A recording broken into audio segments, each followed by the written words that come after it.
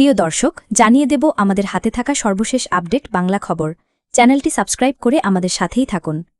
জনগণ প্রতিবছর আজকের দিনটি সরকারি ছুটি হিসেবে উপভোগ করবে। তারেক রহমান। বিএনপির ভারপ্রাপ্ত চেয়ারম্যান তারেক রহমান বলেছেন, আজ থেকে ঠিক এক বছর আগে ২০২৪ সালের এই দিনে ফ্যাসিস্ট হাসিনা বাংলাদেশ ছেড়ে পালিয়েছেন। রাহুমুক্ত হয়েছে দেশ। স্বাধীনতাপ্রিয় গণতন্ত্রপ্রিয় জনগণের জন্য দিনটি আনন্দের, দিনটি বিজয়ের। বাংলাদেশের এই দিনটিকে অন্তর্বর্তী সরকার জুলাই গণ অভ্যুত্থান দিবস হিসেবে ঘোষণা করেছে। জনগণ প্রতিবছর আজকের দিনটিকে সরকারি ছুটি হিসেবে উপভোগ করবে। মঙ্গলবার ৫ জুলাই গণ অভ্যুত্থানের বর্ষপূর্তিতে জাতির উদ্দেশ্যে এক ভিডিও বার্তায় তিনি এসব কথা বলেন। দর্শক, চ্যানেলটি সাবস্ক্রাইব করে আমাদের সাথেই থাকুন। তারেক রহমান বলেন, ২১ শতকের এই বাংলাদেশে পলাতক স্বৈরাচার এক বিভীষিকার রাজত্ব কায়েম করেছিল। গুম, খুন, অপহরণ, হামলা, মামলা, নির্যাতন, নিপীড়নকে সাধারণ এবং স্বাভাবিক ঘটনায় রূপান্তর করেছিল। এই ফ্যাসিবাদের বিরুদ্ধে ১.৫ দশকের বেশি সময় ধরে চলা আন্দোলনের সময় বিএনপি সহ ভিন্ন দল এবং মতের গণতন্ত্রের পক্ষের শক্তির লাখো কোটি নেতাকর্মীর জন্য দেশকে নরকে পরিণত করে রাখা হয়েছিল। শত শত মিথ্যা মামলার কারণে ভিন্ন দল এবং মতের লাখ লাখ নেতাকর্মী সমর্থককে ঘরবাড়ি ছাড়া করে দেওয়া হয়েছিল। অনেকের পারিবারিক বন্ধন ছিন্ন হয়ে গেছে। বিএনপির ভারপ্রাপ্ত চেয়ারম্যান বলেন, গণতন্ত্রকামী মানুষের কণ্ঠরুদ্ধ করতে পলাতক স্বৈরাচারের নির্দেশে দেশে শত শত গোপন বন্দিখানা, আয়নাঘর বানানো হয়েছিল। সেই আয়নাঘরের অন্ধকার প্রকোষ্ঠে জলজন্ত মানুষকে দিনের পর দিন, রাতের পর রাত, বছরের পর বছর আটকে রাখা হতো। অনেককে চিরতরে গায়েব করে দেওয়া হয়েছে। বিএনপির সাবেক এমপি ইলিয়াস আলী কিংবা কমিশনার চৌধুরী আলমের আজও খোঁজ মেলেনি। তিনি জানান, বিচার বিভাগ, নির্বাচন কমিশন সহ দেশের সব সাংবিধানিক বিধিবদ্ধ প্রতিষ্ঠানকে অকার্যকর করে দেওয়া হয়েছিল। সংবিধান উপেক্ষা করে মানুষের ভোটের অধিকার কেড়ে নিয়ে নির্বাচন ব্যবস্থাকে প্রহসনে পরিণত করা হয়েছিল। দেশকে চিরতরে তাবেদার রাষ্ট্রে পরিণত করতে দেশের শিক্ষা ব্যবস্থাকে বিনষ্ট করার সকল আনুষ্ঠানিকতা প্রায় চূড়ান্ত হয়ে গিয়েছিল। বই, খাতা, কলমের পরিবর্তে রাজনীতির নামে শিক্ষার্থীদের হাতে তুলে দেওয়া হয়েছিল লগি, বৈঠা, হাতুড়ি, চাপাতি। বিপর্যস্ত করে দেওয়া হয়েছিল দেশের অর্থনীতি। ব্যাংকগুলোকে দেউলিয়া করে ফেলা হয়েছিল। দেশ থেকে ২৮ কোটি টাকা পাচার করে দেওয়া হয়েছে। অন্যায়, অনিয়ম, অনাচার, দুরাচার, লুটপাট দৈনন্দিন চিত্র হয়ে উঠেছিল। দেশে প্রতিষ্ঠিত হয়েছিল ব্যক্তিতন্ত্র। তবে ফ্যাসিস্টের শেষ রক্ষা হয়নি উল্লেখ করে তিনি বলেন, দেশের সকল শ্রেণী পেশার মানুষ, ছাত্র জনতা, কৃষক, শ্রমিক, রিকশাওয়ালা, মোটে মজুর, গার্মেন্টস কর্মী, হোটেল রেস্তোরাঁ কর্মী, পরিবহন শ্রমিক, সাংবাদিক, বুদ্ধিজীবী, সংস্কৃতি কর্মী, গৃহবধূ, নারী, শিশু, এমনকি আমাদের মায়েরাও সবাই ঐক্যবদ্ধ হয়ে জুলাই আগস্টের গণ অভ্যুত্থানে রাজপথে নেমে এসেছিল। গণ অভ্যুত্থান দমন করতে হেলিকপ্টার থেকে গুলি করে মানুষ হত্যা করা হয়েছিল। কোলের শিশু শহীদ আবু সাঈদ, ওয়াসিম মুগ্ধ, আমাদের এসব সাহসী সন্তানদের বুকে গুলি করে শহীদ করে দেওয়া হয়েছিল। শুধু ২০২৪ সালের জুলাই আগস্টের গণ অভ্যুত্থানেই ৪,০০০-এর বেশি মানুষ শহীদ হয়েছেন জানিয়ে বিএনপির ভারপ্রাপ্ত চেয়ারম্যান জানান, ছাত্র জনতা, কৃষক, শ্রমিক, নারী, শিশু, বৃদ্ধ, সাংবাদিক, শ্রমজীবী, পেশাজীবী, ফ্যাসিস্টের গুলির নিশানা থেকে কাউকেই রেহাই দেওয়া হয়নি। এই অভ্যুত্থানে আহত হয়েছেন কমপক্ষে ৩০,০০০ মানুষ। হাত পা, শরীরের অঙ্গপ্রত্যঙ্গ হারিয়ে আমাদের শত শত সন্তান, শত শত ভাই ও বোনেরা চিরতরে পঙ্গু হয়ে গেছেন কিংবা চোখ হারিয়ে আজীবনের জন্য অন্ধ হয়ে গেছেন। তারেক রহমান বলেন, ১৯৭১ সাল ছিল স্বাধীনতা অর্জনের যুদ্ধ, আর ২০২৪ সাল ছিল স্বাধীনতা রক্ষার যুদ্ধ।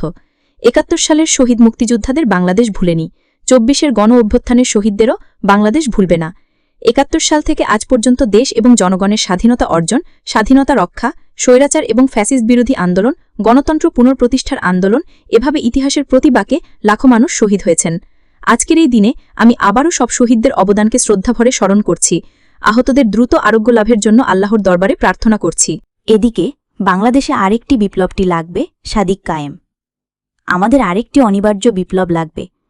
সেই বিপ্লব ইনসাফের বিপ্লব হবে বলে মন্তব্য করেছেন বাংলাদেশ ইসলামী ছাত্র শিবিরের কেন্দ্রীয় প্রকাশনা সম্পাদক সাদিক কায়েম। তিনি বলেন, বাংলাদেশের স্বাধীনতা, অখণ্ডতার প্রশ্নে, জুলাইয়ের শহীদদের আকাঙ্ক্ষার প্রশ্নে নতুন বাংলাদেশ বিনির্মাণের জন্য ঐক্যবদ্ধ লড়াই চালিয়ে যেতে হবে। মঙ্গলবার ৫ আগস্ট বাংলাদেশ ইসলামী ছাত্র শিবির ঢাকা মহানগরের উদ্যোগে ৩৬ জুলাই গণ অভ্যুত্থানের মাধ্যমে ফতে গণভবনের বর্ষপূর্তি উপলক্ষে জুলাই জাগরণ নব উদ্যমে বিনির্মাণ শীর্ষক র্যালি শেষে শাহবাগে সমাবেশে একথা বলেন তিনি। র্যালিটি কেন্দ্রীয় শহীদ মিনার থেকে শুরু হয়ে ঢাকা বিশ্ববিদ্যালয়ের প্রদক্ষিণ করে শাহবাগে এসে শেষ হয়। এদিন সাদিক কায়েম বলেন, স্বাধীনতার ১ বছরেও আমরা দেখতে পাচ্ছি ফাঁসিবাদী উপাদানগুলো এখনও রাষ্ট্রের প্রত্যেকটি প্রতিষ্ঠানে থেকে গেছে। যে পুলিশ আমাদের ভাইবোনকে হেলিকপ্টার থেকে গুলি করেছে, আমাদের ২০০০ ভাইবোনদের শহীদ করেছে, হাজার ভাইবোনদের আহত করেছে, এখন পর্যন্ত সেই পুলিশ সংস্কার হয় নাই। এখন পর্যন্ত মিডিয়া সংস্কার হয়নি, যেসব ছাত্র উপদেষ্টা বানিয়েছি তাদের বিরুদ্ধে অভিযোগ শোনা যায়, তাদের ইতিহাস বিকৃতির ঘটনা আমরা দেখতে পাচ্ছি। আপনারা যদি জুলাইয়ের ইতিহাস বিকৃত করেন তাহলে ফ্যাসিস্ট হাসিনার যে পরিণতি হয়েছিল তার চেয়ে খারাপ পরিণতি হবে আপনাদের। তিনি বলেন, আমরা যাদের সরকারে বসিয়েছি শহীদের রক্তের উপর দাঁড়িয়ে তারা জুলাইয়ের চেতনাকে ধারণ না করে ফাঁসিবাদী ভাষায় কথা বলছে। 1 বছরে তারা এখন পর্যন্ত শহীদদের তালিকা প্রকাশ করতে পারেনি। এখনও পর্যন্ত আমাদের গাজী ভাইরা চিকিৎসা পাচ্ছে না, টাকার অভাবে রাস্তায় রাস্তায় ঘুরছে, তাদের লাল ফিতার দৌরাত্ম্য দেখানো হচ্ছে। এর আগে সকাল 6টায় ঢাকা বিশ্ববিদ্যালয়ের টিএসসি থেকে শুরু করে গণভবন পর্যন্ত ৩৬ জুলাই গণ অভ্যুত্থানের মাধ্যমে গণভবন বিজয়ের বর্ষপূর্তি উপলক্ষে গণভবন অভিমুখে ফতে গণভবন সাইকেল র্যালি কর্মসূচি পালন করেছে বাংলাদেশ ইসলামী ছাত্র শিবির ঢাকা বিশ্ববিদ্যালয় শাখা। র্যালিতে ঢাবি শিবিরের সাবেক সভাপতি সাদিক কায়েম, সাবেক প্রচার সম্পাদক আসিফ আবদুল্লাহ, হোসাইন আহমেদ জুবায়ের, বর্তমান সভাপতি এস.এম. ফরহাদ, সাধারণ সম্পাদক মহিউদ্দিন খান, সাংগঠনিক সম্পাদক কাজী আশিকুর রহমান এবং প্রচার সম্পাদক মিফতাহুল মারুফ সহ অন্যান্য নেতারা অংশ নেন। এছাড়া কর্মসূচিতে ঢাবির অন্তত ৫০০ নেতাকর্মী অংশগ্রহণ করেন। অপরদিকে সত্য প্রকাশে এক চুলো পিছপা হব না, আব্দুল কাদের। গণতান্ত্রিক ছাত্র সংসদ ঢাকা বিশ্ববিদ্যালয় শাখার আহ্বায়ক ও বৈষম্য বিরোধী ছাত্র আন্দোলনের সাবেক সমন্বয়ক আব্দুল কাদের বলেছেন, যে যাই বলুক সত্য প্রকাশে তিনি এক চুলো পিছপা হবেন না। সত্য আজ নয় কাল প্রতিষ্ঠা হবেই। সত্য প্রতিষ্ঠার লড়াইয়ে পিছপা হওয়া যাবে না, যে যা বলার বলুক। গতকাল সোমবার রাতে নিজের ফেসবুক অ্যাকাউন্টে দেওয়া এক পোস্টে এ কথা বলেন আব্দুল কাদের। আগের দিন রোববার রাতে এক ফেসবুক পোস্টে আব্দুল কাদের বলেছিলেন, আওয়ামী লীগের শাসনামলে হলে থাকার কারণে ছাত্র শিবিরের যারা সক্রিয়ভাবে ছাত্রলীগ করতেন তারা মূলত আইডেন্টিটি ক্রাইসিস বা আত্মপরিচয়ের সংকট থেকে উতরানোর জন্য কিছু ক্ষেত্রে অতি উৎসাহী কর্মকাণ্ডে জড়াতেন। জুলাই গণ অভ্যুত্থানের পর ছাত্র শিবিরের নেতা আবু সাদিক কায়েম এমন কয়েকজনকে বাঁচাতে তদবির করেন বলে অভিযোগ করেন আব্দুল কাদের।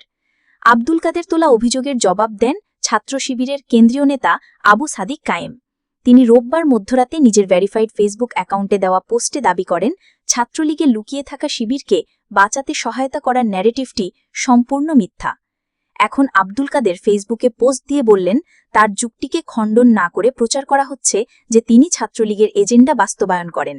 চরিত্র হননের উদ্দেশ্যে অনেকে সামাজিক যোগাযোগ মাধ্যমে নানা কথা ছড়াচ্ছেন, তবে যে যাই বলুক না কেন তিনি সত্য প্রকাশে পিছপা হবেন না।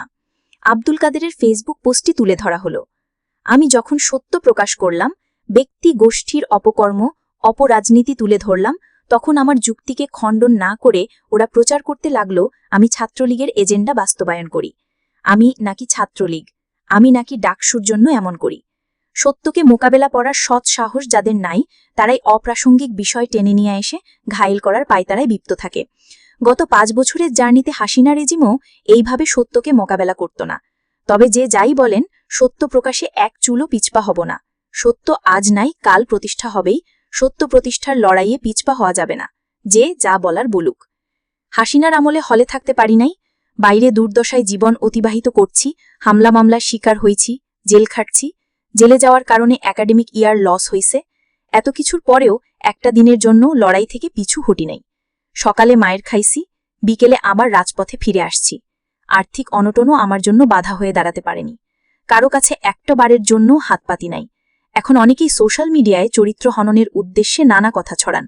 আমার আল্লাহ জানে আমি আমার আর্থিক এবং উদ্দেশ্যের জায়গায় কতটুকু সৎ। যতদিন আমার ভেতরে সত্য থাকবে ততদিন আমার বাহিরে ক্ষয় নাই, এবং ততদিনই সত্য প্রতিষ্ঠার লড়াই চলবে। সবশেষ জানিয়ে দেব, সেদিন আমিও ভয় পেয়েছিলাম, বললেন শফিকুল ইসলাম। 5 আগস্ট 2024-এ আমি 12:40 বা 45 মিনিটের দিকে আমার এক সোর্সকে ফোন দিলাম।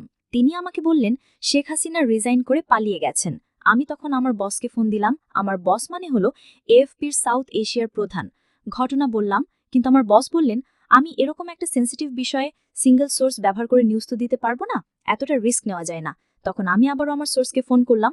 তখন আমার সোর্স আমাকে ডিটেইলড বলল যে এসএসএফ এর পক্ষ থেকে শেখ হাসিনাকে বলা হয়েছে যে তাদের কাছে খবর আসছে উত্তরা থেকে 5 লাখ মানুষ আসতেছে, আর শনির আখড়া থেকে আসতেছে 3.5 লাখ মানুষ। এরা সবাই গণভবনে আক্রমণ করবে, ফলে এত মানুষকে খুন করে তো আমরা আপনাকে নিরাপত্তা দিতে পারবো না। অতএব আপনি বাক্স প্যাটরা গোছান। তখন শেখ হাসিনা বললেন, বিটিভিকে ডাকুন, আমার একটা বক্তব্য রেকর্ড করুক। কিন্তু এসএসএফ তখন বলছে যে না, সে সময় নেই, কারণ যা করা তাড়াতাড়ি করতে হবে, কেননা আন্দোলনকারীরা কাছাকাছি চলে আসছে। তখন তিনি এসএসএফ সহ প্রথমে এয়ারপোর্টের দিকে যাওয়ার প্রস্তুতি নিয়েছেন, কিন্তু দেখা গেল যে এসএসএফ এর কাছে খবর এসেছে ততক্ষণে আন্দোলনকারীরা এয়ারপোর্টেও চলে এসেছে। এজন্য সিদ্ধান্ত পরিবর্তন করে পুরাতন এয়ারপোর্টে না হয়েছে এবং তিনি সেখান থেকেই ভারতে পালিয়ে গেছেন। এই ঘটনা শোনার পর আমার বস বললেন, না, তুমি আরও কোনো সোর্সকে ধরো, না হলে এটা দেওয়া যাবে না, কারণ যদি তিনি আবার ফিরে আসেন কিংবা যদি সেটা সঠিক না হয়। তখন আরেকজন সোর্সকে ধরলাম, তিনিও কনফার্ম করলেন। ততক্ষণে 12:50 বা 1টা বোধহয় বেজে গেছে। তখন আমরা সেটা আপ করলাম যে শেখ হাসিনা ফ্রি ইন্ডিয়া। তখন তো সমস্ত পত্রিকা, টিভি আমাকে ফোন করতেছে, আমার অফিসে ফোন করতেছে, সব মিডিয়া তখন এএফপি কে সোর্স দেখে রিপোর্ট করতেছে, আমাকে ফোন করতেছে, বলতেছে, ভাই এটা কি সত্য, দেখেন আপনাকে কিন্তু উঠিয়ে নিয়ে যাবে। আবার অনেক শুভাকাঙ্ক্ষী ছিল, তারাও ফোন করতেছে এবং বলতেছে যে শফিক দেখেন আবার ভুল টুল না হয়। আমি তখন আসলে ভয় পেয়ে যাই, সূরা কিরাত পড়া শুরু করে দিই। ভাবছিলাম যদি আবার সে ফিরে আসে তখন কি হবে। আমি তখন টিভিতে চোখ রাখছি, কি হচ্ছে, কে কি দিচ্ছে। দেখলাম সবাই তখন এফপির বরাত দিয়ে স্ক্রল দিচ্ছে। এরই মধ্যে 1টা-2টা বেজে গেছে।